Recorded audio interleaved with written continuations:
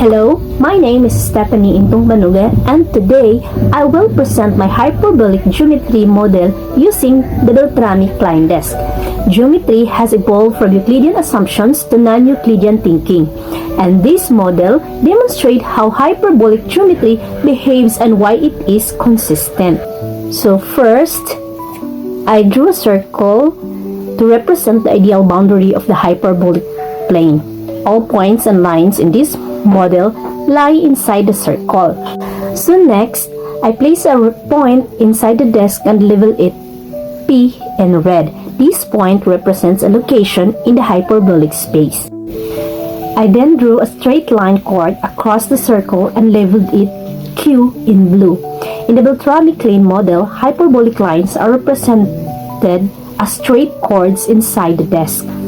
Through point P, I drew several green lines labeled line 1, line 2, line 3, and so on, which represent hyperbolic lines parallel to Q. I added small arrows ahead at the ends of each line to show that they extended infinitely within the disk. I also placed a parallel sign in two of the lines to indicate clearly that these lines are parallel to Q.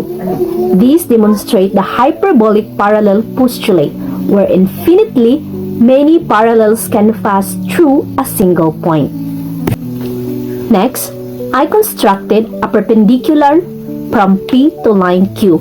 I choose point R on Q as the foot of the perpendicular and drew line PR perpendicular to Q in orange.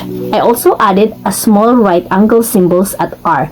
Even though the angle may look distorted, this line is perpendicular to hyperbolic geometry. I also drew a triangle PAB inside the desk in purple. Its vertices are P, A, and B. I drew a small arcs at each vertex to indicate the angles, angle P, angle A, and angle B. Notice that in hyperbolic geometry, the sum of the angles of a triangle is less than 180 degrees.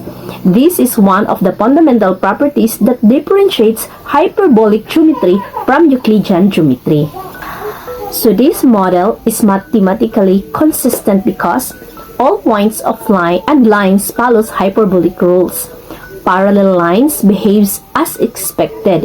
Perpendiculars exist and triangles have angles summing to less than 180 degrees. This demonstrates that the model accurately represents hyperbolic geometry.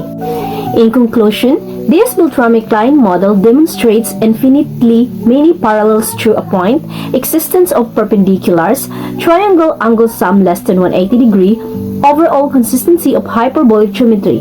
Thank you for watching.